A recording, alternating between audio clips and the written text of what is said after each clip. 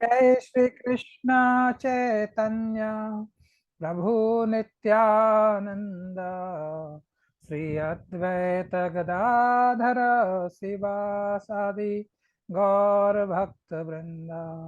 हरे कृष्णा कृष्णा कृष्णा हरे हरे, हरे राम राम राम हरे हरे। हरे कृष्णा कृष्णा कृष्णा हरे हरे, हरे राम राम राम हरे हरे। ओम नमो भगवते वासुदेवाय। ओम नमो भगवते वासुदेवाय। ओम नमो भगवते वासुदेवाय। जशोमति नंदन ब्रजवरनागर, जशोमति नंदन ब्रजवरनागर, गोकुल रंजन काना, जशोमति नंदन ब्रजवरनागर, गोकुल रंजन काना, गोपी परण धन मदन मनोहर, गोपी परण धन मदन मनोहर, कालिया दमन विधान, कालिया दमन विधान। अमल हरि नाम अमि अभिलाषा, अमल हरि नाम अमि अभिलाषा, विपिन पुरंदर नवीन नागर, विपिन पुरंदर नवीन नागर, वंशी वदन सुभाषा, वंशी वदन सुभाषा। ब्रजजन पालन सुर कुल नाशन, ब्रजजन पालन सुर कुल नाशन, नंद गोधन रखवाला, नंद गोधन रखवाला। गोविंद माधव नवनीत तस्कर, गोविंद माधव नवनीत तस्कर, सुंदर नंद गोपाला, सुंदर नंद गोपाला। जमुना तट चर गोपी वसन, जमुना तट चर गोपी वसन हर, रास रसिक कृपा मोया, रास रसिक कृपा मोया। श्री राधा वल्लभ वृंदावन नटवर, भक्ति विनोदासै, भक्ति विनोदासै। हरे कृष्णा कृष्ण कृष्ण हरे हरे, हरे राम राम राम हरे हरे। हरे कृष्णा कृष्ण कृष्ण हरे हरे, हरे राम राम राम हरे हरे। हरे कृष्णा कृष्ण कृष्ण हरे हरे, हरे राम राम राम हरे हरे। हरे कृष्णा कृष्ण कृष्ण हरे हरे, हरे राम राम राम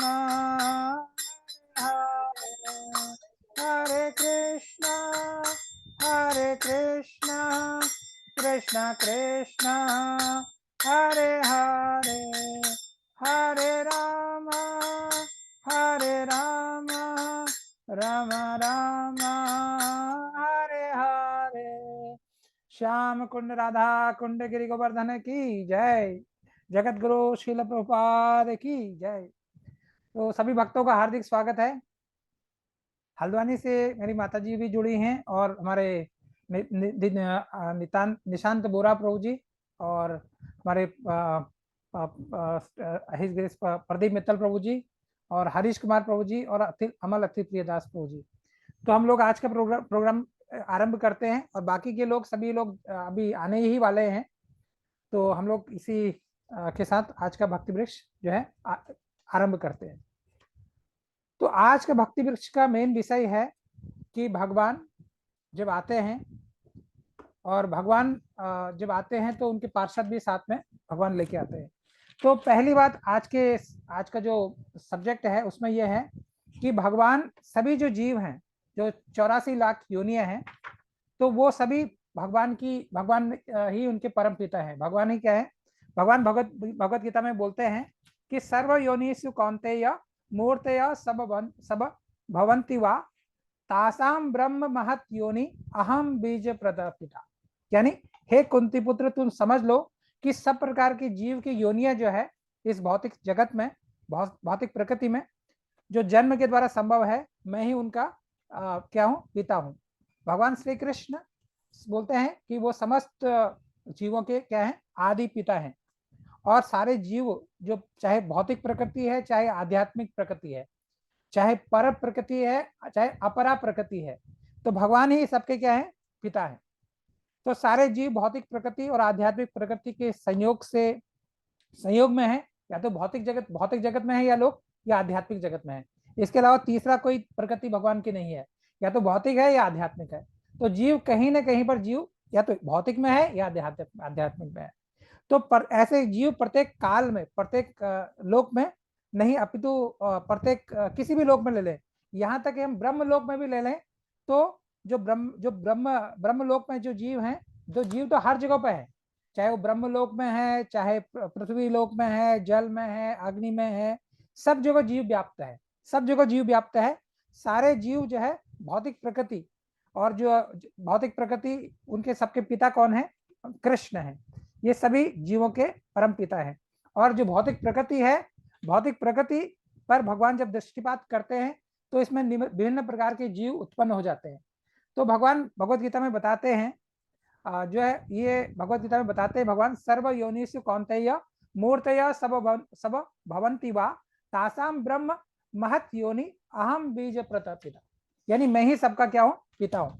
और इसी प्रकार भगवान भगवत गीता में एक जगह और बोलते हैं बीजम वा सर्वभूतानां विद्धि पार्थ सनातनम बुद्धि मताम अस्मि तेजस्विनाम अहम। हे प्रथापुत्र तुम ये जान लो कि समस्त जीवों का मैं आदि बीज हूँ, यानी मैं ही सबका परम पिता हूँ। और बुद्धिमानों की मैं बुद्धि हूँ और तेजस्वी का मैं तेज हूँ। तो ये भगवान बताते हैं कि अपने बारे में कि भगवान और जो जीव के बारे में, तो भगवान जीव के बारे में बताते हैं और अपने बारे में बताते हैं। तो भगवान को ये जैसे जीवों के बारे में बताया जाता है कि जो 84 लाख योनियां हैं, 84 लाख योनियों में क्या क्या है? 84 लाख योनियों में 4 लाख तो मनुष्य की योनियां हैं, है ना? 4 लाख मनुष्य की योनियां हैं और बाकी 9 लाख क्या है? जलचरों की योनियां हैं, है ना? ऐसे ही करके बताया जाए जलजा नव लक्षाणी स्थावरा लक्ष विंशति क्रमया रुद्र संख्याया पक्षिणाम 10 लक्षकम त्रिशता लक्षाणी पशवः चतुर्लक्षाणी मानसा। यानी जल में रहने वाली योनियां कितनी है? 9 लाख योनियां जल में रहती हैं। जल में 9 लाख योनियां रहती है। और स्थावर यानी पेड़ और जो वृक्ष है, पेड़ों की संख्या करीब 20 लाख होती है, 20 लाख। और कीट और सरीसृप है की योनियां होती है 11 लाख। और रुद्र संख्या 11 लाख होती है। और पक्षियों की संख्या होती है 10 लाख। और मनुष्यों की संख्या होती है 4 लाख। तो ये कुल मिला के जो है 84 लाख जो है योनियां बनती है। तो भगवान हमको बताते हैं ये सभी के जो है, सभी क्या है, सभी के पिता कौन है, भगवान कृष्ण है। तो भगवान सभी योनियों के पिता भगवान श्री कृष्ण है। तो सभी लोग से आग्रह है कि सभी हरे लोग कृष्णा म्यूट, प्रभु जी। हरे कृष्णा म्यूट पे चले जाइए। हरे कृष्णा प्रभु जी, सभी लोग म्यूट पे चले जाएं, क्योंकि बाद में जब प्रश्नोत्तर का सेशन होगा तो हम लोग डिस्कस करेंगे, ठीक है प्रभु। तो अभी जो भगवान बताते हैं कि यच्चापि सर्वभूतानां बीजम अहम बीज तत् अहम अर्जुन, यानी मैं क्या हूं, न तत् अस्मि विना यत् स्यात् मया भूतम चर अचरम। यही नहीं, भगवान बोलते हैं कि मैं समस्त सृष्टि का जनक यानी पिता हूं, मैं समस्त सृष्टि का जनक यानी पिता हूं, मैं समस्त सृष्टि का पिता हूं, चाहे चर है चाहे अचर है, चाहे चर है चाहे अचर है, मेरे बिना कोई मेरे मैं सबके बगैर बिना बिना कोई नहीं रह सकते, ये भगवान बोलते हैं। तो ये तो आज का टॉपिक है कि भगवान ने सभी योनियों को बनाया, भगवान ने सभी प्राणियों को बनाया, सभी पक्षियों को बनाया, है ना। तो भगवान ने सभी को बनाया, और भगवान इसको बनाने के बाद क्या हो गए, भगवान बिल्कुल अलग हो गए। तो मंगलाचरण करेंगे। ओम अज्ञानतिमिरन्धस्य ज्ञानाञ्जनशलाकया चक्षुरुन्मिलितं येन तस्मै श्रीगुरवे नमः। श्रीचैतन्यमनोभीष्टं स्थापितं येन भूतले स्वयं रूप कदा मह्यं ददाति स्वपदान्तिकम्। वन्देऽहं श्रीगुरो श्रीयुतपदकमलं श्रीगुरुं वैष्णवांश्च श्रीरूपं साग्रजातं सहगण रघुनाथातं सजीवं साद्वैतं सावधूतं परिजनसहितं कृष्ण चैतन्य देवं श्रीराधा कृष्ण पदां सहगण ललिता श्री विशाखांश। हे कृष्ण करुणा सिंधु दीनबंधो जगतपते गोपेश गोपिका कांत राधा कांत नमस्तुते। तप्त कांचन गौरांगी राधे वृंदावनेश्वरी वृषभानुसुते देवी प्रणमामि हरे प्रिये। वाञ्छाकल्पतरुभ्यश्च कृपा सिन्धुभ्यैव च पतितानां पावनेभ्यो वैष्णवेभ्यो नमो नमः। जय श्री कृष्ण चैतन्य प्रभु नित्यानंद श्री अद्वैत गदाधर शिवासादि गौर भक्त वृंद। हरे कृष्णा कृष्णा कृष्णा हरे हरे, हरे राम राम राम हरे हरे। हरे कृष्णा। सभी लोग का हार्दिक स्वागत है। और अब हम जो है आज का जो टॉपिक है, मेन टॉपिक, उस पर चर्चा करते हैं। तो आध्यात्मिक उन्नति भाग 12। तो कृष्ण भावनामृत एक अनुपम उपहार। प्रकृति के नियम क्या हैं, बहुत ही सूक्ष्म हैं और बहुत ही चतुरता से क्या हो जाते हैं, लागू किए जाते हैं। इनको कोई बदल नहीं सकता, है ना। कोई बदल सकता है प्रकृति के नियम को? नहीं बदल सकता। तो प्रकृति क्या है, मया अध्यक्षेण प्रकृति सूयते सचराचरम। भगवान बोलते हैं कि मेरी अध्यक्षता में प्रकृति कार्य करती है। तो प्रकृति कैसे कार्य करती है, क्योंकि प्रकृति को बहुत एफिशिएंटली काम करना पड़ता है, क्योंकि भगवान इसके इसके क्या है, भगवान मालिक है, भगवान इसके अध्यक्ष है। अगर प्रकृति कुछ थोड़ा बहुत गड़बड़ कर देगी तो भगवान क्या प्रकृति पे नाराज हो सकते हैं।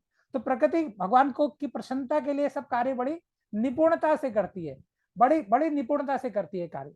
तो अब देखा जाता है कि हम लोग चाहें, प्रकृति के नियम हम पर थोपे जाते हैं, हमको मानने ही पड़ेंगे, चाहे हम लोग इसको जाने या ना जाने।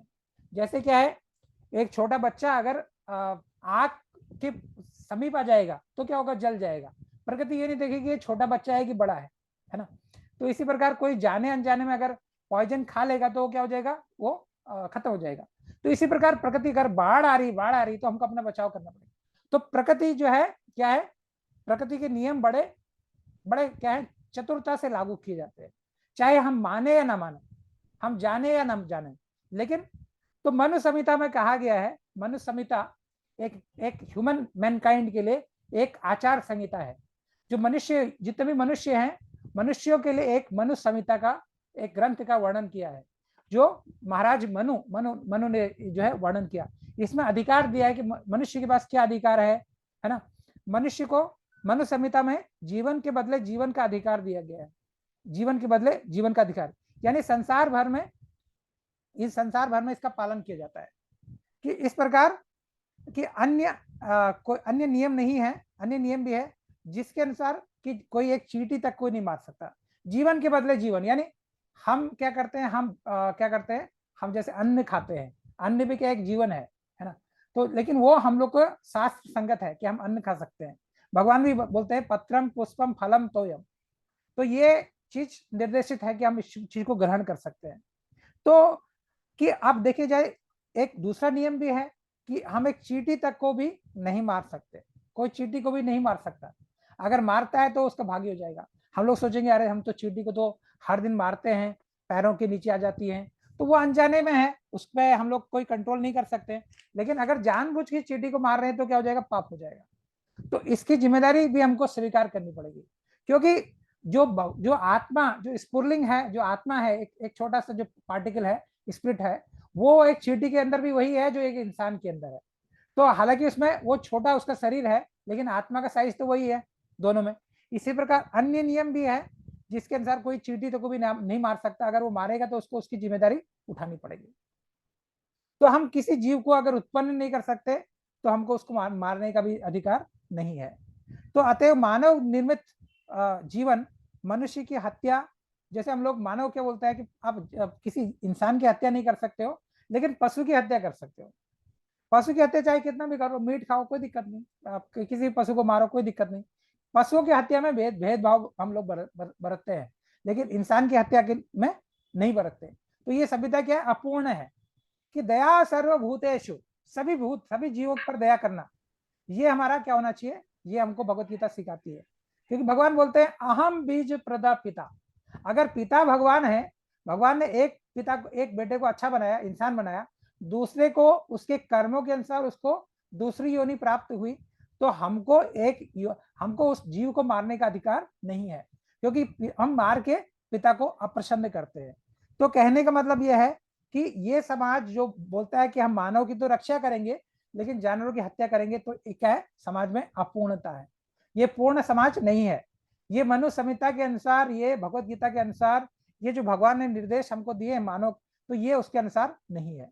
तो मानव निर्मित नियमों में हमेशा दोष रहते हैं, तो हमको यहाँ प्रत्यक्ष रूप से हम लोग दोष का दर्शन कर सकते हैं कि ये परफेक्ट नियम नहीं है। क्योंकि आप इंसान की हत्या नहीं कर सकते, ठीक है, बिल्कुल सही है, नहीं करना चाहिए, क्यों करें, लेकिन आप जानवर की हत्या भी नहीं कर सकते, क्योंकि जानवर के अंदर भी वही आत्मा है जो इंसान के अंदर है। तो अब जब भगवान यहाँ साफ साफ बोल रहे हैं कि मैं ही सबका पिता हूं, तो ईश्वरीय नियमों के अनुसार कोई किसी पशु की हत्या करना मनुष्य की हत्या के समान ही दंड नहीं है। जो भगवान के नियम के अनुसार सुने, तो एक पशु की हत्या करे चाहे इंसान की हत्या करे, दोनों पर सेम नियम लागू होता है भगवान के यहाँ। लेकिन यहाँ लोग इसको अपने भेदभाव से मनगढ़ंत नियमों को, अपने निजी नियमों को गढ़ देते हैं। वो बोलते हैं कि यहाँ तक कि बाइबल में भी लिखा है, बाइबल है ना, बाइबल में भी लिखा है कि तुम हत्या नहीं करोगे, बाइबल में भी लिखा है कि तुम हत्या नहीं करो। अब देखो क्रिश्चियन लोग क्या करते हैं, दबा के मीट मांस खाते हैं, जबकि बाइबल में भी लिखा है तुमको हत्या नहीं करना है। तो वी गो फॉर ग्रीन बोलते हैं कई लोग, तो कई लोग वेगन होते हैं, वो वेजिटेरियन, पूरा वेजिटेरियन है जो क्रिश्चियन लोग हैं।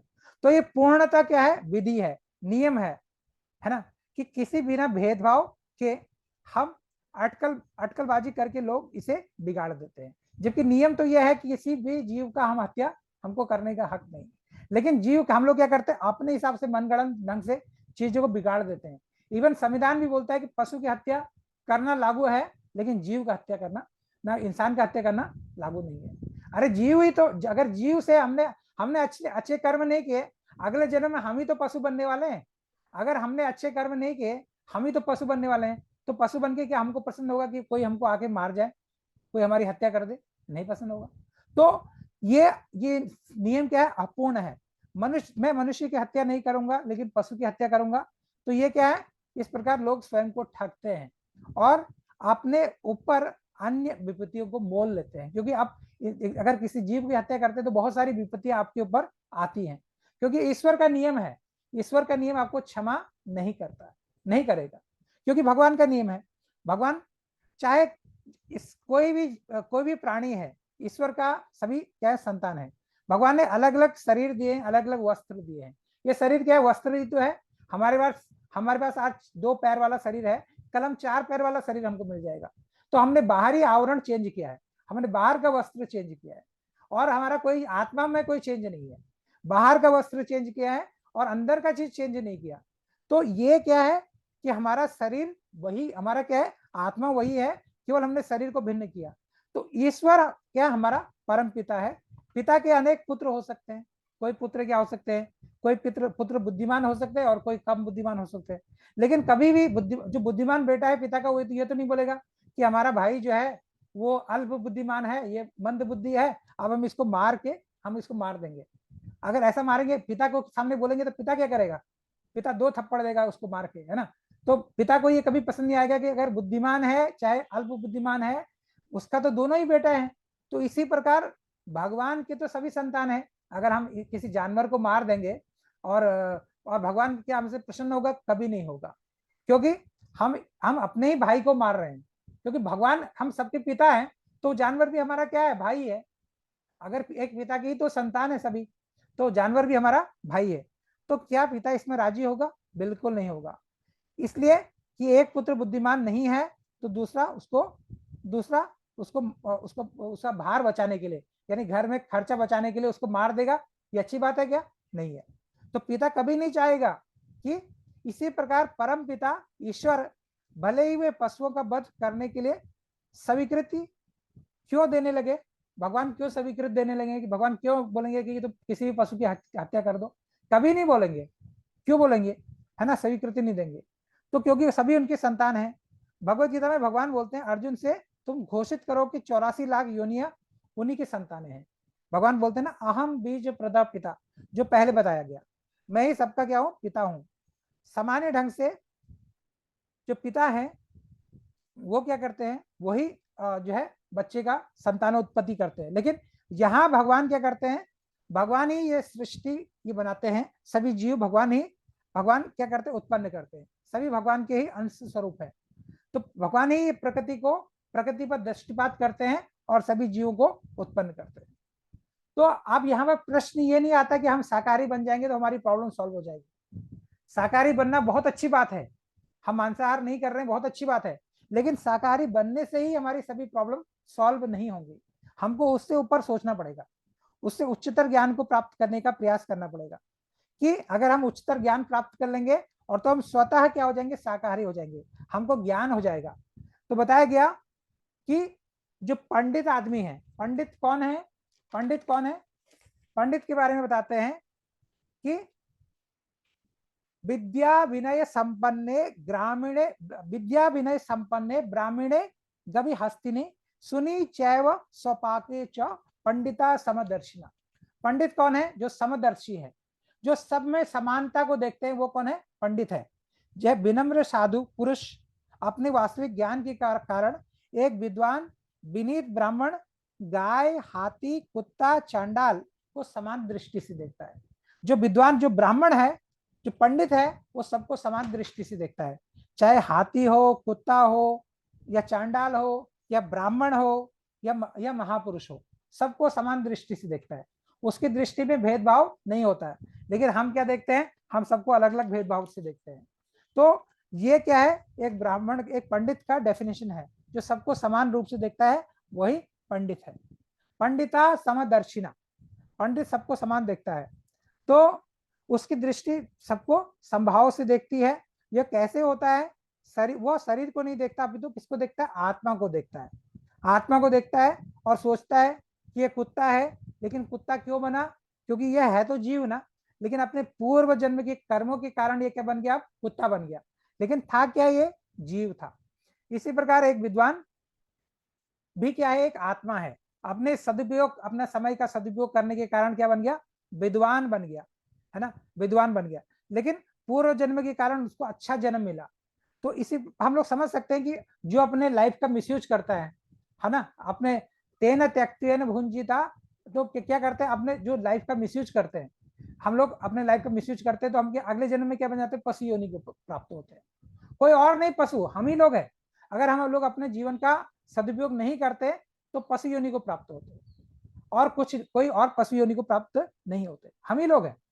तो हम ही लोग पशु योनि को प्राप्त होकर के हम अपने ही भाई को मार रहे हैं, तो भगवान क्या प्रसन्न होंगे? लॉजिकली बात है, कभी नहीं। तो वास्तव में जो ब्राह्मण है वो सबको संभाव से देखता है, उसके लिए कोई कुत्ता नहीं। वो कुत्ता भी वो क्या सोचता है कि ये भी क्या है, आत्मा है। ब्राह्मण भी क्या है, आत्मा है। हाथी भी आत्मा है, चांडाल भी आत्मा है। वो सब में आध्यात्मिक स्फुरलिंग यानी आध्यात्मिक आत्मा को देखता है, सब में आत्मा को देखता है, सभी जीवों में।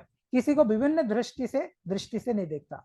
वास्तव में मांसाहारी और शाकाहारी में अंतर न कर पाने के कारण जो है, गाय और मेमना घास को खाती है ना। गाय और घास का भोजन क्या है, गाय और मेमना क्या खाती है, घास खाती है ना। उनका भी जीवन होता है। लेकिन ईशोपनिषद, जो हमारा यजुर्वेद से लिया गया ईशोपनिषद, उसमें बताया गया कि ईशोपनिषद में कहा गया है, वैदिक आदेश से हमको ये बताया जाता है कि हमको क्या चीज ग्रहण करनी चाहिए, क्या चीज नहीं करनी चाहिए। ईशोपनिषद में हमको बहुत क्लियरली बताया जाता है कि हमको क्या करना चाहिए। जैसे ईशोपनिषद का मंत्र आता है, मंत्र एक आता है, ईशा आवास्यम इदम सर्वम यत् किंचि जगत्याम जगत तेन त्यक्तेन भुंजिता मां गुरुधः कश्य धनम। इस ब्रह्मांड के भीतर प्रत्येक जड़ और चेतन वस्तु भगवान के द्वारा नियंत्रित है। पूरा भगवान ने कंट्रोल लिया है सब चीज का, ये सभी उन्हीं की संपत्ति है।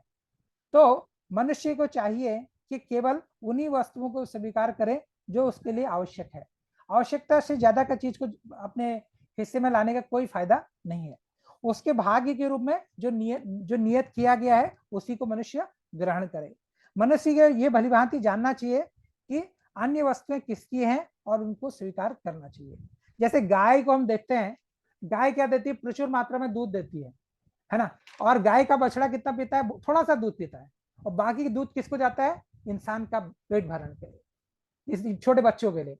तो कैसे भगवान के नियम, कैसे कैसे नियम है, भगवान ने हर चीज को निमित्त किया है ना।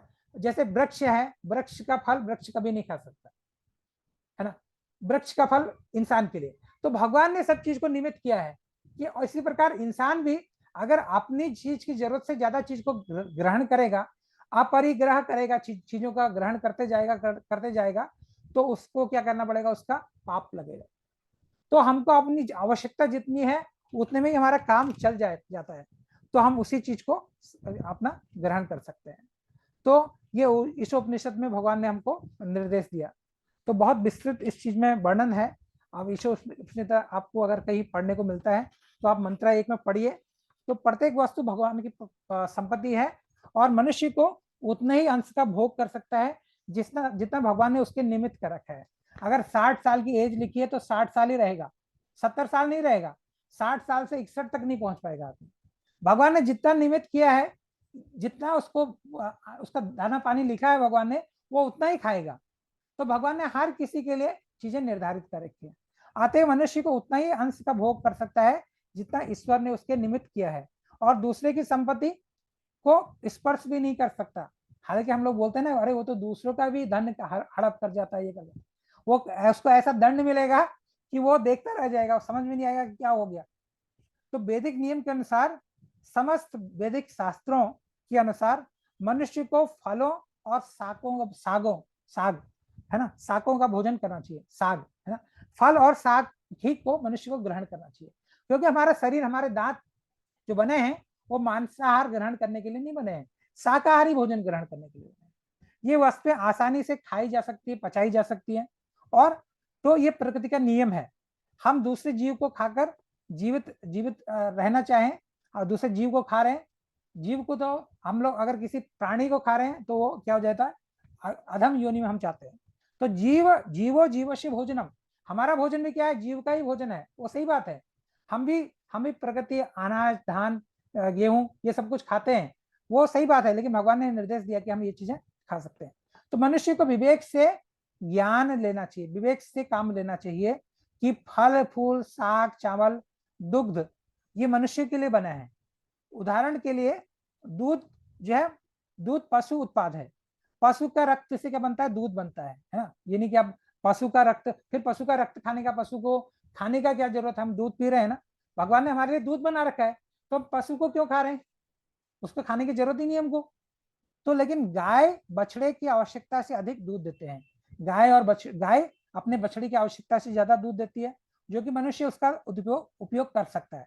तो मनुष्य को चाहिए कि दूध दुहकर गाय को जीवित रहने दे, और इस प्रकार प्रकृति के नियमों का पालन करके वो सुखी रहे।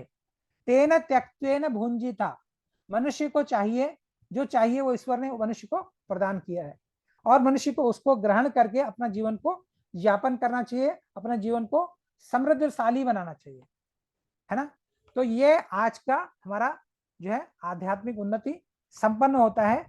तो इसमें दो चीजें, एक तो मेन चीज क्या है, भगवान ने बोला गया है, भगवान ने सबको नियत एक उसका भाग दिया है। जैसे बोलते हैं ना, हम यज्ञ भी करते हैं तो उसमें देवताओं का भी भाग जो है फिक्स होता है। ये आप ये देवता को देंगे, ये रुद्र को देंगे, ये रुद्र को देंगे, ये ब्रह्मा को देंगे, ये इंद्र को देंगे, वरुण को देंगे। तो इसी प्रकार भगवान ने हमको जो बनाया, हमारा भी भाग निश्चित किया है कि तुमको ये खाना चाहिए, ये नहीं खाना चाहिए, और तुम ये खाओ स्वस्थ रहोगे, है ना। युक्त आहार विहारश्च, भगवत गीता में भगवान बोलते हैं कि हमको क्या खाना चाहिए, क्या नहीं पीना चाहिए, है ना। अब कोई बोलता है कि भगवान कहीं पर बोलते हैं कि हमको क्या खाना चाहिए, हमको मांसाहार नहीं खाना चाहिए। भगवान जरूर बोलते हैं, भगवत गीता में बोलते हैं भगवान, पत्रम पुष्पम फलम तोयम यो में भक्त्या परयच्छति। भगवान को फल फूल और पत्ता, तुलसी दल और जल, तोयम, ये भगवान को दिया जाता है। भगवान इसको हम क्या है, भगवान की संतान है, तो हम कैसे बोल सकते हैं कि हम मांसाहार ग्रहण करें, हम जरूरत से ज्यादा मांस खाएं और हम स्वस्थ रहेंगे। मांस खाने से कभी भी स्वस्थ नहीं रहेंगे, क्योंकि हमारा शरीर उस लायक बना ही नहीं है। हम भगवत गीता के माध्यम से भगवान निर्देश देते हैं कि हमारा शरीर तामसिक नहीं है। हम अपने शरीर को अच्छे ढंग से अगर रखते हैं, सात्विक दिनचर्या अपनाते हैं, तो हम लॉन्ग लाइफ, हम लंबे जीवन रह सकते हैं और स्वस्थ रह सकते हैं। युक्त आहार विहार, हम अपना आहार और विहार बैलेंस करना चाहिए, युक्त करना चाहिए, ये भगवान हमको निर्देश देते हैं। तो यहाँ पर प्रश्नोत्तर है, थोड़ा प्रश्न पूछते हैं कि अब जो भी प्रश्न का उत्तर बताना चाहे वो अपने आप को अनम्यूट कर सकते हैं और प्रश्न का उत्तर बता सकते हैं। तो दूसरे जीव की हत्या के लिए मनुष्य के बनाए नियम भगवान के नियम से किस प्रकार भिन्न है। तो मनुष्य ने अपने मन से नियम बना रखा है। वो कौन सा नियम बना रखा है मनुष्य ने अपने मन से, जो जीव की हत्या के लिए है? कोई बताना चाहता है? कोई बताना चाहे? मेरे ख्याल से हम लोग के पास आज बहुत लोग हैं, तो कोई भी बताना चाहे, जो बताना चाहें प्लीज बताइए। ये प्रभु, इसमें कुछ गलत सही वाली बात ही नहीं होती है, आप लोग बहुत अच्छे से जानते हैं। एक तो वो लोग जो नॉनवेज खाते हैं वो कहते हैं कि उनकी बहुलता हो जाएगी, वो अधिक मात्रा में संसार में हो जाएंगे, हाँ, तो है ना। जो हाँ प्रभु, जो जो जो जो भोजन जो मांसाहार कर रहे हैं, वो लोग का क्या धारणा रहती है कि जो है, जो जीव है, जीव की हत्या में कोई पाप नहीं है, केवल इंसान की हत्या में पाप है। उन लोग का पहला तो ये जो है उनका दिमाग में रहता है, और दूसरा उनके दिमाग में ये भरा जाता है कि अगर हम मांसाहार खाएंगे तो हम हेल्दी रहेंगे, हम लोग स्वस्थ रहेंगे। ये उनको पता नहीं कि कितनी सारी बीमारियों की जड़ जो है मांसाहार है, और जो हमारे लिए बनाया ही नहीं गया है, हमारा शरीर मांसाहार खाने के लिए नहीं बनाया गया, हम लेकिन मांसाहार कर रहे हैं। तो ये क्या है, बहुत हम लोग अधम योनि के लिए अपना प्रिपेयर कर रहे हैं। तो शेर कौन बनता है? शेर का पिछला जन्म में जाएंगे। शेर कौन बनता है? जो इंसान बहुत ज्यादा मीट मांस ही खाता रहता है। वो अगले जन्म में भगवान बोलते हैं, ठीक है, तुमको इंसान बनाया, लेकिन तुमने इंसान बन के भी अपने शरीर का सदुपयोग नहीं किया, अभी तुम क्या बनोगे? तुम शेर बनोगे। तुमको मांस ही खाना है, अभी केवल मांस ही खाना है। बासी मांस खाओ, ताजा खाओ, नहीं मिलेगा तो भूखे रहो, भूखे मरो, लेकिन खाओ केवल मांस ही। मांस के अलावा तुम और चीज नहीं खा सकते।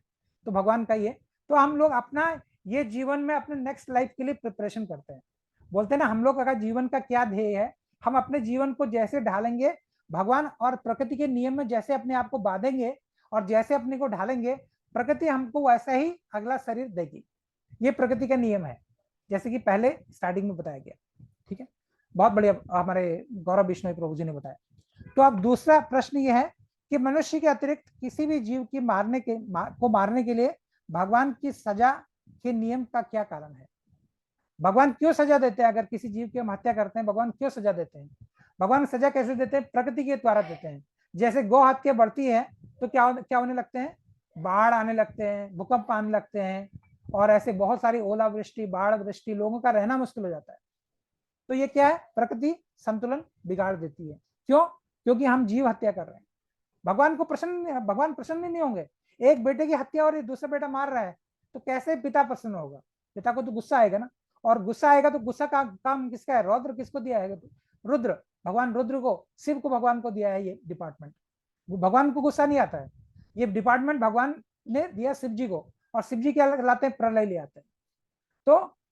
तो क्या है? नुकसान किसका है? हमारा नुकसान है अगर हम इस टाइप के कार्य करते हैं। तो भगवान मनुष्य के अतिरिक्त किसी भी जीव को मारने के लिए भगवान का सजा देने के नियम का क्या कारण है? तो आप बताना चाहें, कोई भी बताना चाहे प्लीज आप बताइए।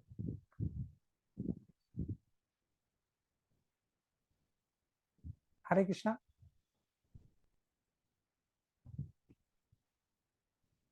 यस प्रभु। हाँ, अमल अति प्रियदास प्रभु जी, आपकी टीम से कोई बताना चाहें? कोई प्रभु जी, माता जी? हरीश कुमार प्रभु जी, आप बताना चाहेंगे?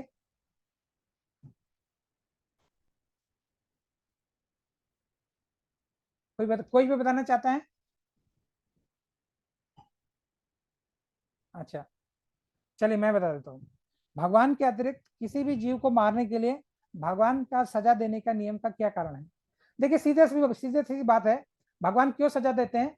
क्योंकि एक पिता है, पिता के एक पुत्र को दूसरा पुत्र मार रहा है, तो भगवान प्रकृति के नियम के विरुद्ध कार्य कर रहा है, क्योंकि उसका अपना अपना उसका योनि है। वो उसने जिस योनि में भगवान ने उसको भेजा, वो अपना पूरा अपना कर्म का अपना जो भी है उसको भोगेगा, क्योंकि जीव उसका तो भोग योनि है, हम तो कर्म योनि में है।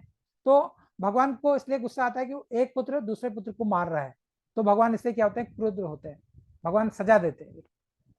तो आत्मा के आकार का वर्णन करें, ये थोड़ा अलग विषय है, मैंने बताया नहीं।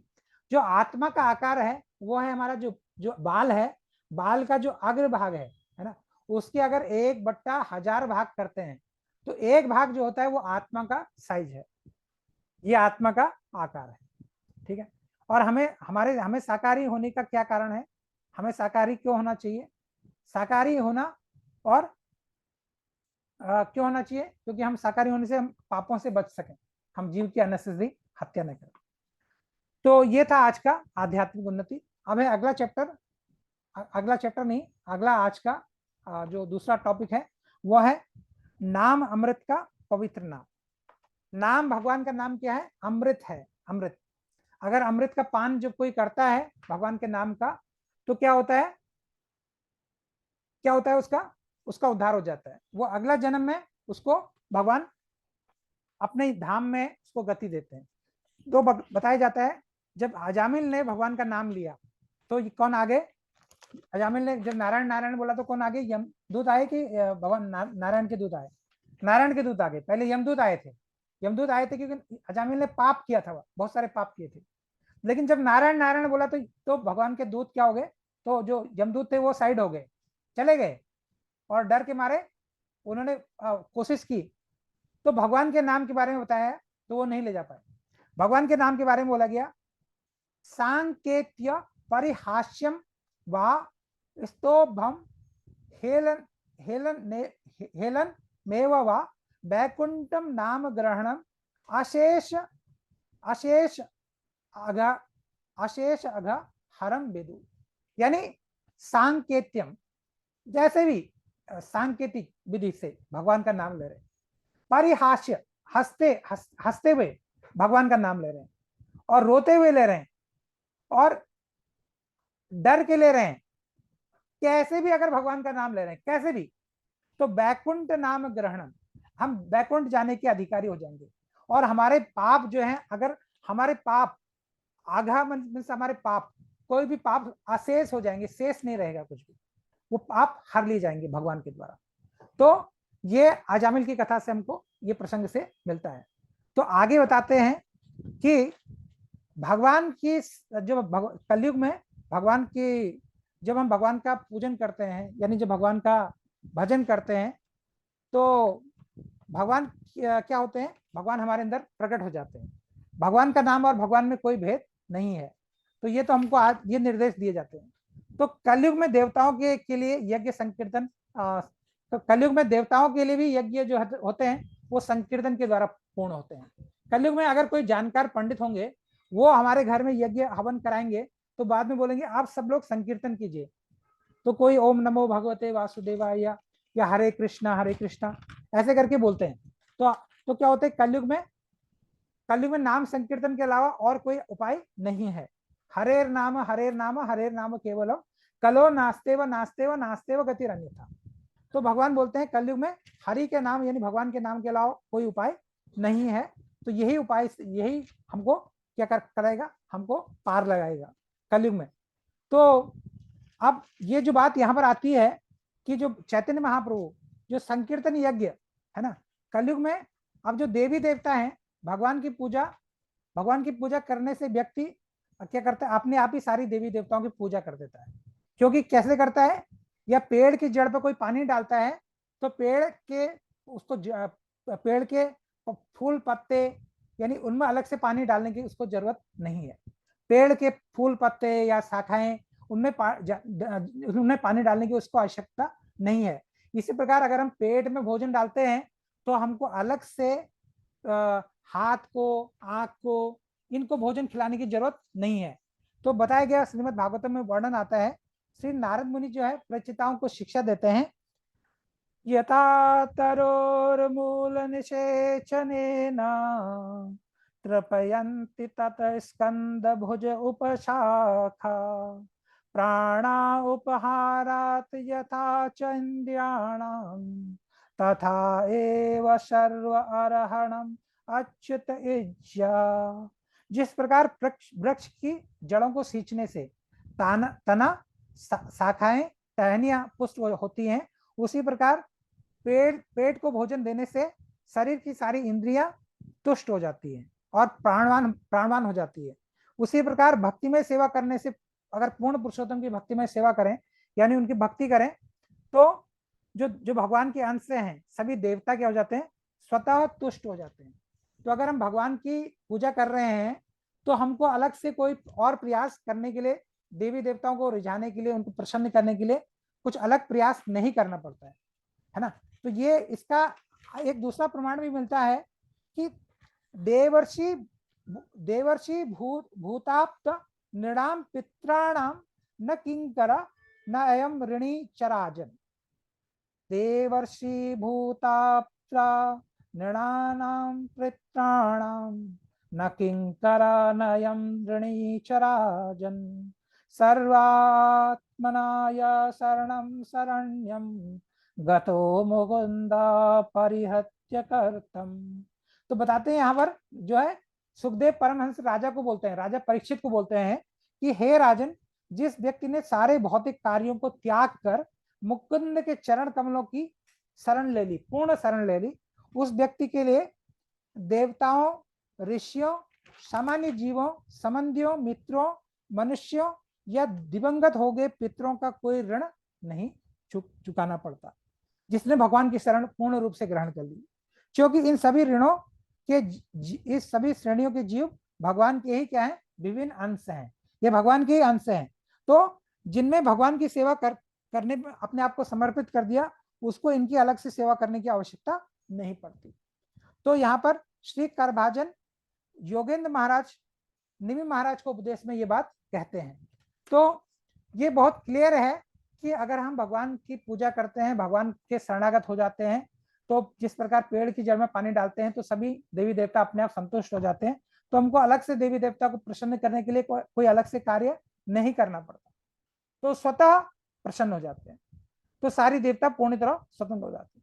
तो आज के युग में, कलयुग में देव पूजा करना एक प्रकार से असंभव है।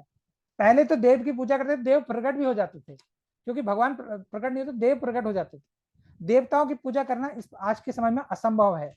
तो इसी प्रकार इसीलिए कलयुग में क्या बताया गया, संकीर्तन यज्ञ बताया गया, संकीर्तन यज्ञ बताया गया।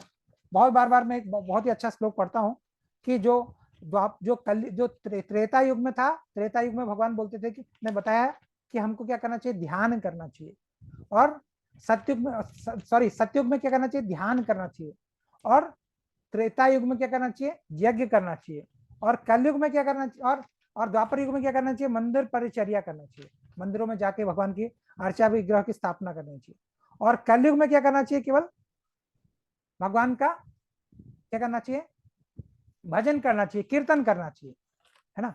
तो कलयुग के बारे में भगवान ने बताया कि कृते यत् ध्यायतो विष्णु त्रेतायाम यजत मखे द्वापरे परिचर्यायाम कलो तत् हरि कीर्तना। यानी द्वापर युग में मंदिर परिचर्या, तो और कलयुग में केवल भगवान के नाम का कीर्तन। तो अभी आगे बताया गया कि नाम संकीर्तन यस्य सर्व पाप प्रणाशनम प्रमाण दुख समनम तम नमामि हरिम पदम। मैं उन भगवान हरि को सादर प्रणाम करता हूं जिनके पवित्र नामों का सामूहिक कीर्तन करने से सारे पाप नष्ट हो जाते हैं, समूल नष्ट हो जाते हैं और भौतिक कष्टों से छुटकारा मिल जाता है। चैतन्य चरितामृत में बोलते हैं, नाम बिन काले काले नहीं और धर्म, सर्व मंत्र सर्व सार सही यही शास्त्र मर्म। नाम बिनो काले काले नहीं और धर्म, सर्व मंत्र सार नाम यही शास्त्र मर्म। तो एक कलयुग में भगवान के पवित्र नाम यानी हरे कृष्ण महामंत्र के अलावा और कोई उपाय नहीं है। काली काले नाम रूपे कृष्ण अवतार, नाम हेत हय सर्व जगत निस्तार। तो ये चैतन्य महाप्रभु में बोलते हैं। तो जीव जिस पे भगवान की कृपा होगी वहीं पर वो क्या होगा, वो भगवान का नाम का चिंतन करेगा, भगवान की भक्ति करेगा। तो ये कलयुग के हिसाब से बताया गया। तो चैतन्य महाप्रभु जो बोलते हैं कि चैतन्य महाप्रभु का जो चैतन्य महाप्रभु जो आते हैं वो किस लिए आते हैं, केवल नाम संकीर्तन के लिए।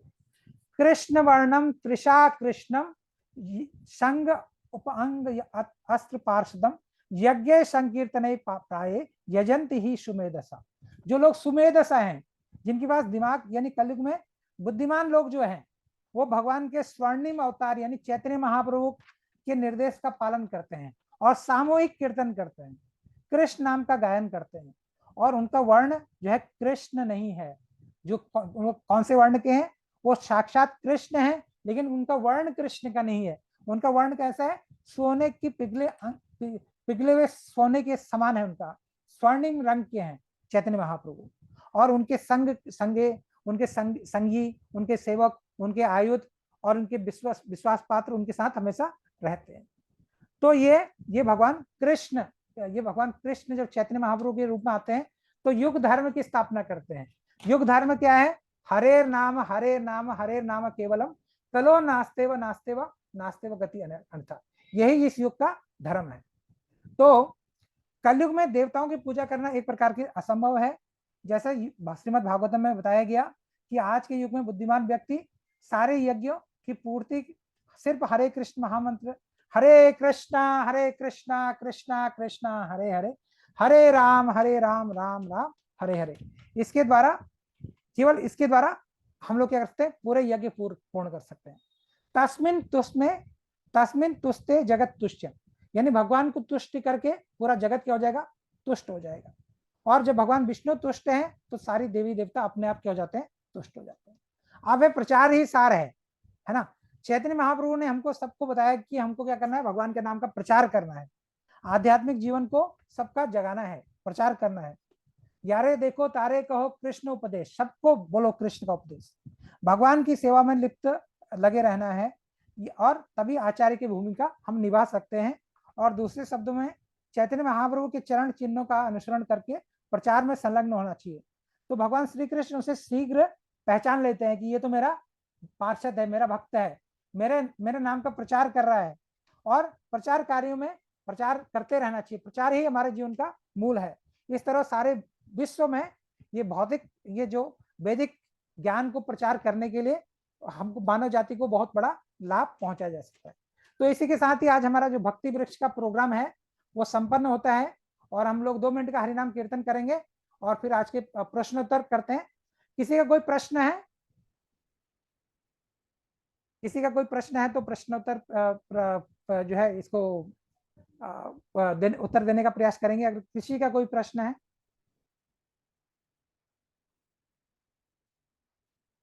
ठीक है, अगर नहीं है तो फिर हमारे हरिनाम करते हैं थोड़ी देर के लिए और फिर आज के प्रोग्राम को यहीं पर विराम देते हैं। क्योंकि अगर हम हरिनाम स्टार्टिंग में करते हैं और बाद में करते हैं तो भगवान इसको हरिनाम लेते हैं, हमारी जो छोटी मोटी गलतियां हैं उसको माफ कर देते हैं। हरे कृष्णा कृष्णा कृष्णा हरे हरे, हरे राम राम राम हरे हरे, हरे कृष्णा कृष्णा कृष्णा हरे हरे। जगत गुरु श्रील प्रभुपाद की जय। अमलति प्रियदास प्रभु जी, आपके ऑफिस में से कोई कुछ पूछना चाह रहे थे, तो अगर अभी उनका प्रश्न है तो प्रश्न का उत्तर देने का प्रयास करेंगे। कोई प्रश्न था? प्रश्न था किसी का? हरे कृष्णा हरे कृष्णा। हाँ हरे कृष्णा, हरे कृष्णा बोलिए। आप म्यूट में है। हाँ बताइए। अच्छा आवाज आ रही है गुरु जी? हाँ बिल्कुल आ रही है। अब गुरु जी नहीं हूँ, मैं भी कोई मामूली आदमी हूँ। बताइए, प्रश्न पूछिए।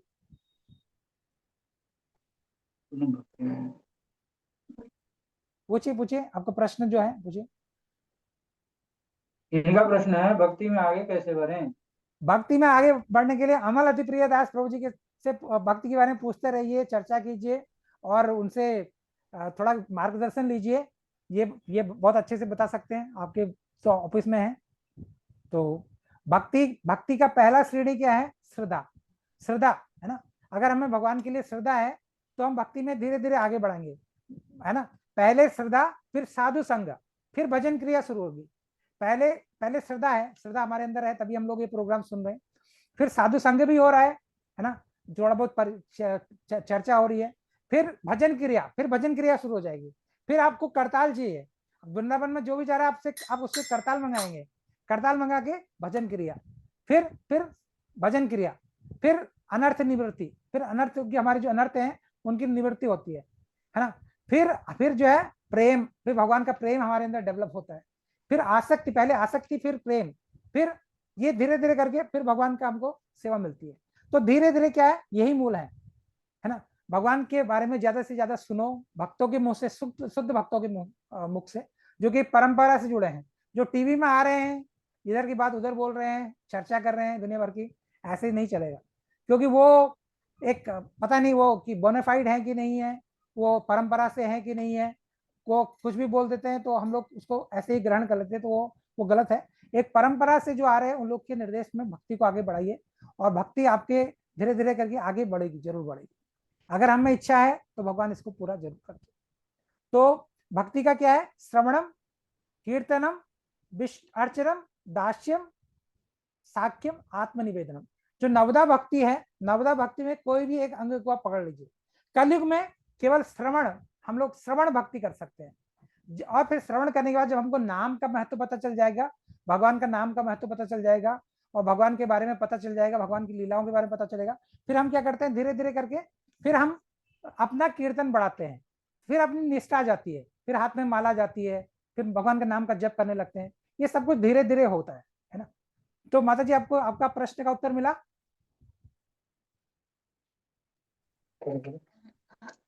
हाँ जी, मिल गया मुझे जवाब। एक और प्रश्न था। हाँ बिल्कुल, पूछिए। ये इस्कॉन टेम्पल का नाम इस्कॉन क्यों है? देखिए, इस्कॉन का मतलब क्या है? अंतरराष्ट्रीय कृष्ण भावना अमृत, है ना। इस्कॉन का मतलब है अंतरराष्ट्रीय कृष्ण भावना अमृत, है ना। अंतरराष्ट्रीय कृष्ण भावना अमृत यानी कृष्ण भावना, कृष्ण जैसे हम लोग बोलते हैं ना, हम लोग बोलते हैं एक कृष्ण, एक कॉन्शियसनेस बोलते हैं। कोई बोलते हैं ना हेल्थ कॉन्शियस है, कोई लोग हेल्थ कॉन्शियस है, मतलब सुबह मॉर्निंग वॉक पे जाते हैं, थोड़ा एक्सरसाइज करते हैं। तो इसी प्रकार जो कृष्णा कॉन्शियस है, यानी जिसने अपनी चेतना को सुधार रहे हैं, अपनी चेतना को सुधार रहे हैं, अपनी चेतना को कृष्ण में लगा रहे हैं, अपनी चेतना को कृष्णा कॉन्शियस बना रहे हैं, यानी अपने अपने अपने दिनचर्या में कृष्ण को ला रहे हैं, कृष्ण संबंधित कार्य कर रहे हैं। तो वही जो है आदेश, वही ये जो संघ है, इस संघ में सभी लोग कृष्ण भावना भावित हैं, यानी कृष्ण अपनी चेतना को कृष्ण में लगाते हैं। उनको पता है कि मनः सवेर सवेर मनः कृष्ण चरणारविंदयो, अपना मन को कृष्ण भगवान के चरणों में लगा रहे हैं। तो ये पूरी परंपरा जो है, ये पूरा जो भगवान ने, जो श्रील प्रभुपाद ने जो एक संस्था का निर्माण किया, ये सब लोग कृष्ण भावना भावित है, ये सब लोग कृष्ण भगवान से के समर्पित भक्त हैं। उनका ये समूह है, उनका ये संघ है, और वो कृष्णा कॉन्शियस है। जैसे कोई व्यक्ति हेल्थ कॉन्शियस होता है तो वो क्या करता है, जो दूसरा हेल्थ कॉन्शियस होता है उसका संघ में जाता है और उससे हेल्थ के टिप्स लेता है। इसी प्रकार जो कृष्णा कॉन्शियस है, उसके संपर्क में आकर के जो भक्ति करना चाहता है, वो भी उनके संपर्क में आके वो भी कृष्णा कॉन्शियस हो जाता है। तो ये समूह जो है, ये कृष्ण भावना भावित लोगों का समूह है, और ये समूह केवल राष्ट्रीय नहीं है, अंतरराष्ट्रीय है। तो इसलिए श्रील प्रभुपाद ने इसका नाम रखा अंतरराष्ट्रीय कृष्ण भावना भावित संघ। ठीक है, तो आपको क्लियर हुआ? जी जी, ये क्लियर हो गया। मुझे एक आखिरी सवाल पूछना था। ये विष्णु जी के तो बहुत सारे रूप हैं, हाँ, लेकिन लोग, मतलब मैक्सिमम लोग घर में सिर्फ बाल गोपाल की सेवा क्यों करते हैं?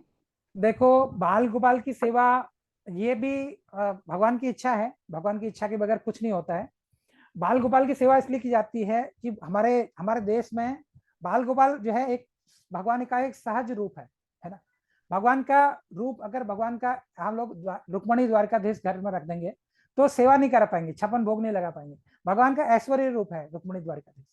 भगवान का राधा कृष्ण का रूप भी भगवान का गोप का रूप है, उतना ज्यादा ऐश्वर्य का नहीं है, लेकिन फिर भी सेवा करना और नियमों का पालन करना, अर्चा विग्रह का पालन करना, उसके बहुत सारे निर्देश हैं, जो कि हमारे वैदिक जो हमारे जो आचार्य हैं वो लोग उसको पहले बोलते हैं कि आप पहले दीक्षित हो जाओ, आपको इसका ज्ञान हो जाए कि उनका अर्चा विग्रह का कैसे सेवा करना है, फिर आप राधा कृष्ण को घर में रखो, तो फिर आप उनकी सेवा कर सकते हो।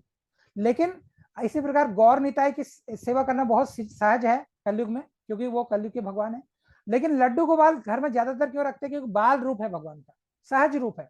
आप जैसे अपने घर में बच्चे को पालते हैं, बच्चे को रखते हैं, तो बच्चे को सहज, बच्चा बहुत सहज है, बाल गोपाल है ना, और वो सहज बच्चे का रूप है। तो छोटा मोटा जो भी आपसे गलती हो भी जाती है तो भगवान उसको माफ कर देते हैं, क्योंकि आप बच्चे के रूप में भगवान की पूजा कर रहे हैं। तो बच्चे के रूप में पूजा कर रहे हैं, तो आप बच्चे को जैसे टहलना पसंद है, घूमना पसंद है, सुबह उठ के पानी में स्नान करना पसंद है, तो अगर आप बच्चे के इस टाइप के चीजों को पूर्ण करते हैं तो बाल गोपाल क्या है, बहुत उनकी सेवा करना सहज है, उनकी सेवा करना सहज है, कोई निर्देश नहीं है, कोई ज्यादा बहुत ज्यादा नियम नहीं है। लेकिन जब आप अर्चा विग्रह की स्थापना घर में करते हैं तो बहुत सारे नियमों का पालन करना पड़ता है, निर्देशों का पालन करना पड़ता है। तो हालांकि बाल गोपाल के नियम, उसका सेवा में भी निर्देश है, ऐसा नहीं कि बहुत ही आसान है, लेकिन फिर भी आप कर सकते हैं। कोई भी ये भाव अवस्था है कि मेरा बच्चे के समान, उनके वात्सल्य बढ़ाने के लिए ज्यादातर हमारे देशों में, हमारे देश में लोग जो है उत्तर भारत में लड्डू गोपाल की पूजा करते हैं, और साउथ में देखेंगे तो विष्णु नारायण नारायण नारायण लक्ष्मी नारायण की पूजा करते हैं। तो ये क्या है कि अलग अलग जगहों पे जहां पर जो ज्यादा एक आचार्यों का अनुग्रह है कि लड्डू गोपाल रखने से जो घर में प्रॉस्पेरिटी आती है, कि दो दो हाथ में लड्डू भगवान के हैं, तो हम भी चाहते हैं हमारे घर में प्रॉस्पेरिटी आए, है ना। तो प्रॉस्पेरिटी आए तो भगवान बोलते हैं यत्र योगेश्वर कृष्ण यत्र पार्थो धनुद्रा, जहाँ कृष्ण है, जहाँ कृष्ण है वहां पर अपने आप सब कुछ आएगा, प्रॉस्पेरिटी आएगी, श्री भी आएगी, लक्ष्मी भी आएगी, सब कुछ आएगा। तो इसी प्रकार भगवान लड्डू गोपाल जो दोनों हाथ में लड्डू लिए हुए हैं, वो बहुत क्या है, बहुत बहुत प्रॉस्पेरिटी का साइन भी है, भगवान का प्रॉस्पेरिटी का साइन है। और भगवान के इधर श्री लक्ष्मी है, इनके बक्ष स्थल में, है ना, श्री लक्ष्मी जी बैठती हैं, और उनके यहाँ पर जो भृगु मुनि ने लात मारा था, भगवान के इधर उनके पैर के निशान भी हैं लड्डू गोपाल जी के यहाँ पर, आप देखते हैं यहाँ पर, तो भृगु मुनि ने उनको यहाँ पर लात मारा था, है ना। तो वो कहानी बहुत विस्तृत कहानी है। तो भगवान कृष्ण, जो भगवान कृष्ण है, उन्हीं का एक रूप है लड्डू गोपाल का, और लड्डू गोपाल के ज्यादा पूजा करते हैं हम लोग नॉर्थ इंडिया में। तो भगवान, क्योंकि ये भगवान प्रसन्न होते हैं। और दूसरा क्या है, प्रॉस्पेरिटी के लिए भी हम अपने घर को खुशहाल बनाना चाहते हैं तब भी लड्डू गोपाल को घर में रखते हैं। और लड्डू गोपाल हम लोग उनका आसानी से उनकी भक्ति कर सकते हैं, उनकी आसानी से सेवा कर सकते हैं। कोई नियम ज्यादा नहीं है। कोई अर्चा विग्रह का स्थापना करने के लिए प्राण प्रतिष्ठा करनी पड़ती है। लड्डू गोपाल जी के लिए भी ये नियम भी लागू नहीं होता है। आपके अंदर वात्सल्य है, अब वृंदावन से लड्डू गोपाल जी को ले आए, उनके लिए कपड़े ले आए, उनके लिए सब कुछ उनके लिए कर रहे हैं, बस भगवान को वो प्रसन्न है। ठीक है माता जी, हरे कृष्णा। और किसी का कोई प्रश्न है? और किसी का कोई प्रश्न है? गौरव विष्णोई प्रभु, हमारे हरीश कुमार प्रभु जी, जितेंद्र प्रभु जी। हाँ हाँ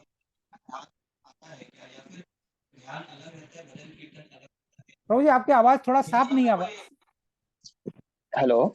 हाँ प्रभु जी, अभी सही है। हेलो। सही सही बताइए प्रभु, बताइए। मैं कह रहा था कि नवदा भक्ति में ध्यान आता है क्या, या फिर ध्यान अलग होता है नहीं और नहीं भजन कीर्तन अलग नहीं होता प्रभु जी, है, या ध्यान एक? हाँ।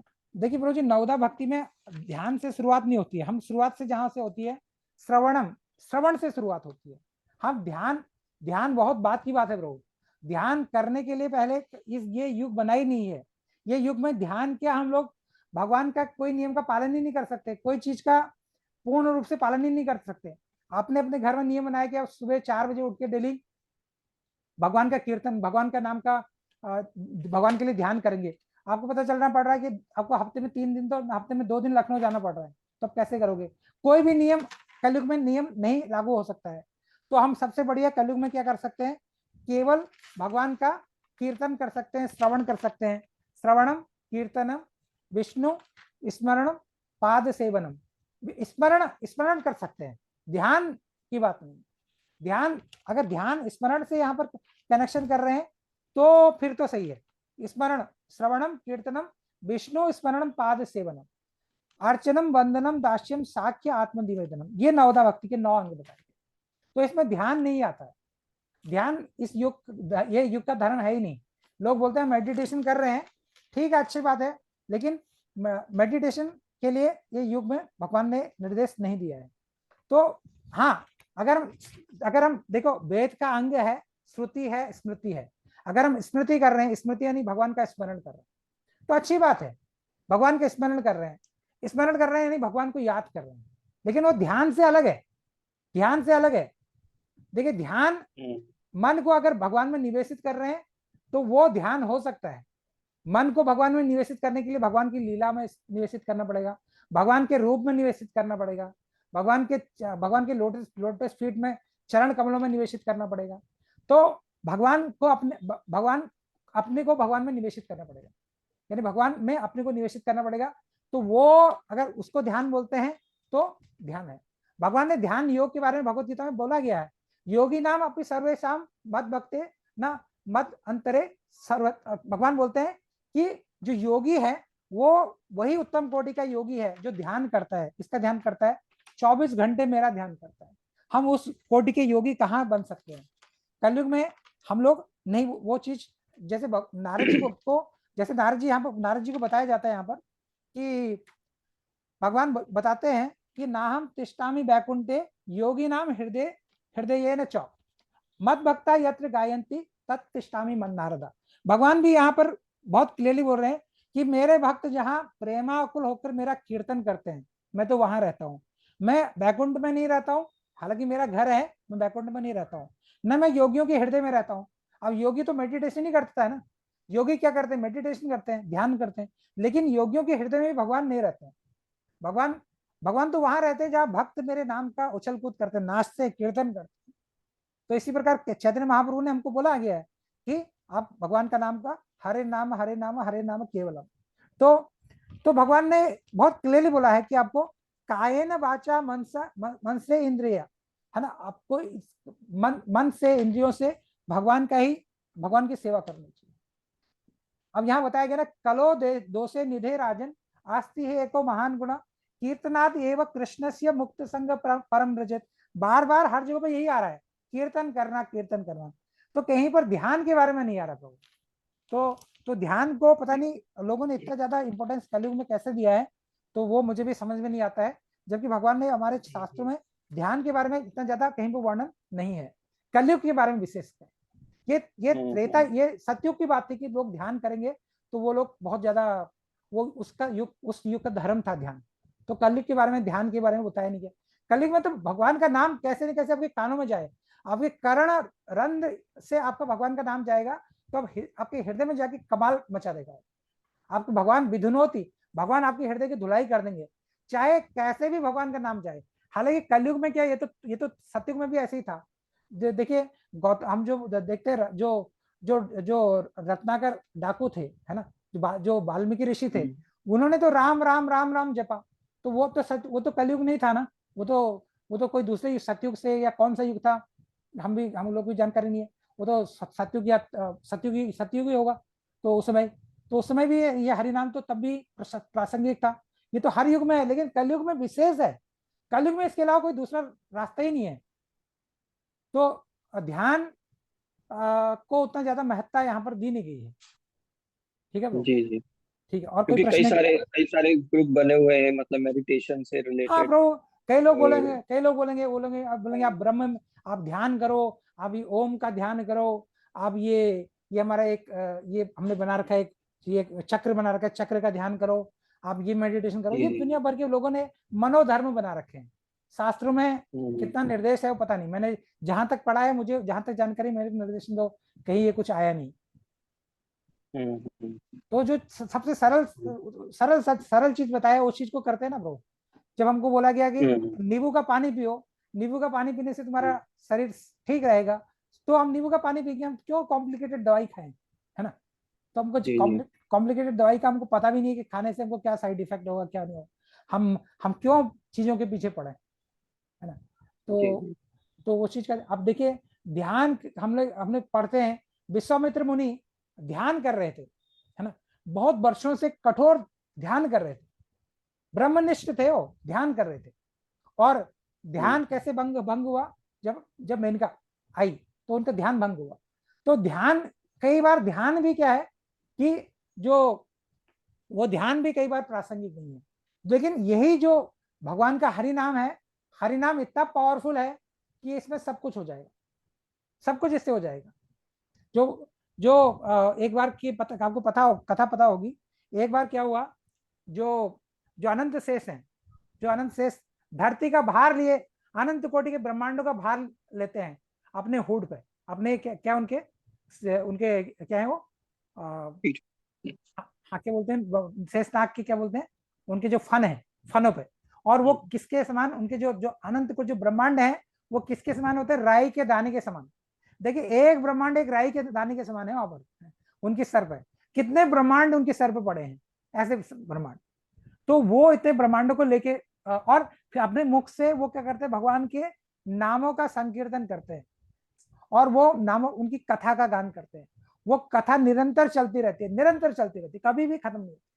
तो एक बार महर्षि वाल्मीकि और विश्वामित्र, मुझे सही से याद नहीं हो रहा है, तो दो ऋषि उनके पास गए। तो बोले कि उनको बताओ, आप हमको बताओ कि संकीर्तन में ज्यादा बल है कि तप में ज्यादा बल है ना? उनके पास गए। जी तो उन्होंने बोला ये चीज मैं तो बहुत बहुत आसानी से सिद्ध कर दूंगा। या नारद जी उनके पास गए, या नारद जी गए, या ना वशिष्ठ और विश्वामित्र गए शायद।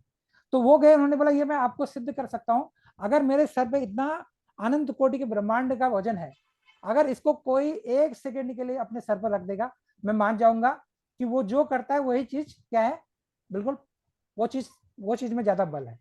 तो संकीर्तन में ज्यादा बल है कि ध्यान में ज्यादा बल है, या योग में, जो भी है। तो उन्होंने क्या किया, पहले किसको दिया? विश्वामित्र को दिया। विश्वामित्र एक सेकंड क्या, आधे सेकंड लव मात्र के लिए भी वो नहीं उसको वो कर पाए। फिर किसको दिया? वशिष्ठ मुनि को दिया। उन्होंने 1 मिनट 1 सेकंड के लिए उसको रखा। तो उन्होंने बोला कि इन्होंने क्या किया था, संकीर्तन किया, संकीर्तन किया, इन्होंने किया था, संकीर्तन करते हैं तो इनके अंदर ज्यादा बल है। तो क्या बताएंगे, साधु संग सब शास्त्र कहे, लव मात्र साधु संग सर्व सिद्धि होए ना। साधु संग से संकीर्तन आएगा पानी में, तो इसी से सब कुछ क्या हो जाएगा, उद्धार हो जाएगा। और हमको ज्यादा इधर उधर भटकने की जरूरत ही नहीं है, सिंपल सा, बहुत सरल तरीका है। और कोई प्रश्न जी। है किसी का? प्रभु जी, एक चीज और थी। हाँ। क्या कहते हैं आप इस क्लास के बाद कितने बजे, मैं थोड़ा सा कुछ 1-to-1 डिस्कस करना चाह रहा था। हाँ बिल्कुल तो करिए। आपको 7:30 पौने 8 पे कॉल कर लूँ क्या, हाँ हाँ बिल्कुल या कोई आप फ्री दिक्कत। रहोगे? हाँ बिल्कुल 7:30 बजे कॉल कर लीजिए। ठीक है ब्रो, ठीक है। और किसी का कोई प्रश्न है? जितेंद्र ब्रो और संतरपाल प्रभु। आज हमारे श्रेष्ठ गोलकेश दास प्रभु जी शांत हैं।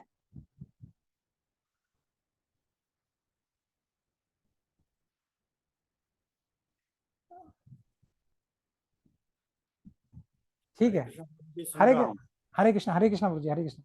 हाँ प्रभु जी स्वस्थ है ना? ठीक बहुत है आप? बहुत सुंदर, बहुत सुंदर आपने जवाब दिया इनका प्रश्नों का। तो ये सब ठाकुर जी की कृपा से। सरल तरीका अपनाओ, सरल तरीका अपनाओ, क्यों उलझ रहे हो? हाँ प्रभु जी सही बात है, सही बात है। जब अरे सरल तरीका है तो फिर क्यों ज्यादा कि कॉम्प्लिकेशन में पड़ना है?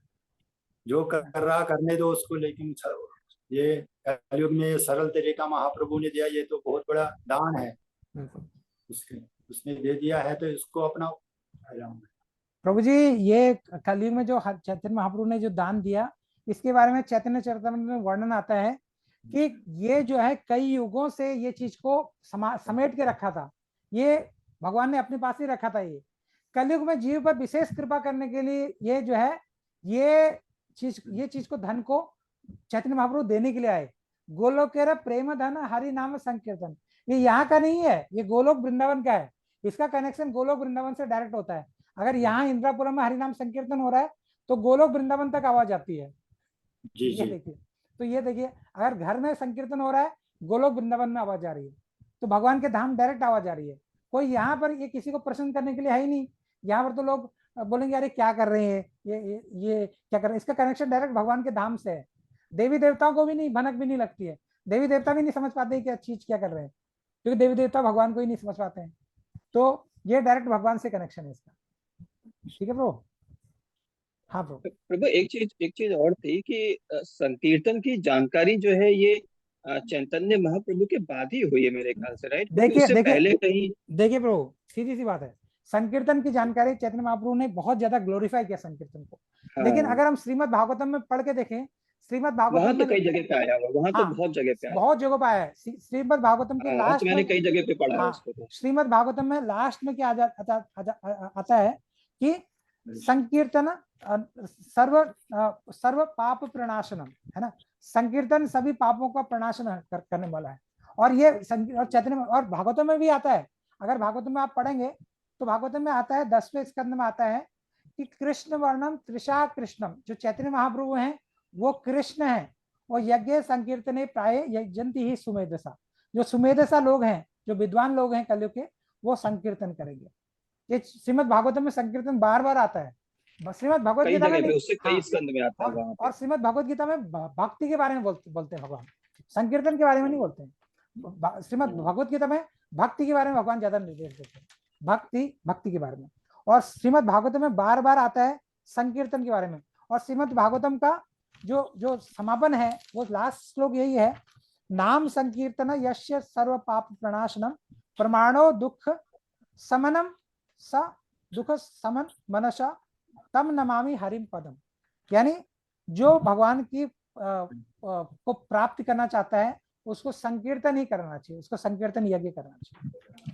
तो बहुत अच्छे से और बहुत अच्छे से ग्लोरीफाई किया गया संकीर्तन को। तो इसलिए चैतन्य महाप्रभु प्रैक्टिकली दिखाने के लिए।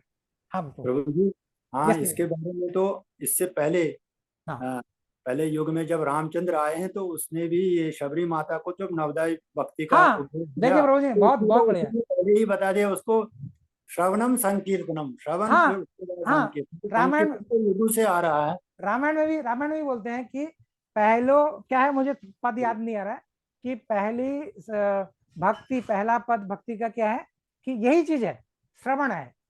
और दूसरा पद क्या है कि श्रवणम कीर्तन, कीर्तन भगवान के नाम का कीर्तन करना। मुझे याद नहीं आ रहा है। रामायण में भी यही चीज है, सेम यही चीज है। सबरी मैया को उनके गुरु महाराज ने ये चीज बताया, और यहाँ भगवान जी भी यही चीज दोबारा रिपीट कर रहे हैं। सबरी मैया को बोलते कि तुमको भक्ति करनी है तो भक्ति के ये अंग है, राम जी बता रहे हैं सबरी मैया को। और यही चीज को कपिल मुनि अपनी माता देवहूति को बताते हैं। हाँ यही चीज है। और यही चीज को नारद मुनि जो है प्रचेताओं को बताते हैं। कि बार बार यही आता है, संकीर्तन ही आता है हर जगह पे। देखिए जहां पर शिक्षाएं आती हैं, और प्रहलाद महाराज क्या बोल रहे हैं, हिरण्यकशिपु को ये शिक्षा दे रहे हैं, ये शिक्षा दे रहे हैं। ये नई हाँ। चीज नहीं, ये दिन से आ रही है, सिर्फ हाँ। महाप्रभु ने इसको सुलभ कर दिया। हाँ, महाप्रभु ने इसको सुलभ कर दिया, क्योंकि हम लोग भगवत गीता में भगवान ने बोला सर्वधर्मान परित्यज्य मामेकम शरणम व्रज। हमने सुन लिया, अच्छा भी लगा, लेकिन प्रैक्टिकली कैसे करना है ये दिखाया केवल हमको चैतन्य महाप्रभु ने दिखाया ये चीज, है ना। तो चैतन्य महाप्रभु ही कलयुग के क्या है, भगवान है। तो अगर हम चैतन्य महाप्रभु के निर्देशन में या उनको प्रसन्न करना चाहते हैं, तो ज्यादा से ज्यादा प्रभु ये प्रोग्राम में जोड़िए लोगों को, ये प्रचार होगा, इंदिरापुरम से और भी लोगों को जोड़िए। जैसे आपने एक प्रभु जी को जोड़ा, ऐसे 2-3 लोगों को और जोड़ दीजिए, तो क्या होगा कि भगवान चैतन्य महाप्रभु की कृपा आपको मिल जाएगी। कृपा तो सबके लिए है, सुलभ है, केवल क्या करना है, इसको सदुपयोग करना है बस। अब ये अगर हम लोग इसमें कुछ भी नहीं है, केवल आपने बोला है ये कीर्तन चलता है, ये हम लोग हर सैटरडे प्रोग्राम होता है, ये हम लोग 5 से नहीं 6 से 7 बजे या 7:30 बजे तक ये प्रोग्राम रखते हैं। तो आप लोग भी इसका एक पार्ट बनिए करके, या इसको ज्वाइन कीजिए, इतना ही बोलना है। बाकी ठाकुर जी की इच्छा, वो ज्वाइन करेंगे नहीं करेंगे ठाकुर जी की इच्छा। लेकिन आपने क्या कर दिया, आपने एक टाइप से क्या कर दिया, उनको निर्देश दे दिया, मतलब उनको बता दिया। तो ये मेरी बात को मान के चलिए, आपने केवल इतना कार्य किया ना ब्रो, आप आचार्य बन गए भगवान की नजर में। आप भगवान की नजर में आप आचार्य बन गए। जो मंदिर का एक जो बोलता ना, कोई बोलता है कि मंदिर कहाँ पर है, और किसी दूसरे को बताता है कि मंदिर यहाँ पर है, इतना भी कोई कार्य करता है ना, किसी को बताता है, तो उतने में भगवान प्रसन्न हो जाते हैं। भगवान आपसे उतने में ही प्रसन्न हो जाते हैं।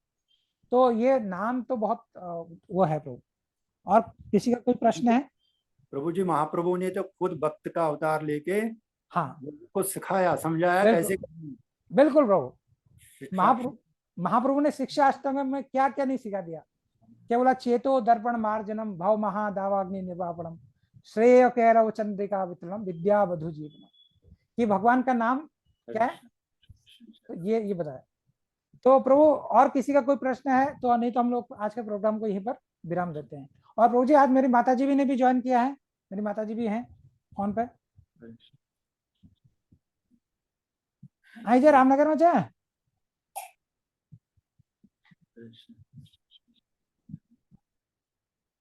आई जा, अभी सुन नहीं पा रही, नहीं कर पा रही। चलिए ब्रो, फिर आज के प्रोग्राम को यहीं पर विराम देते हैं, और किसी का कोई प्रश्न नहीं है। एक बार ये प्रभु जी कौन है, ये हमारे यहाँ पर जो नीचे प्रभु हैं, इनका फोन नंबर, इनका फोन का नाम दिख रहा है मेरे को यहाँ पर।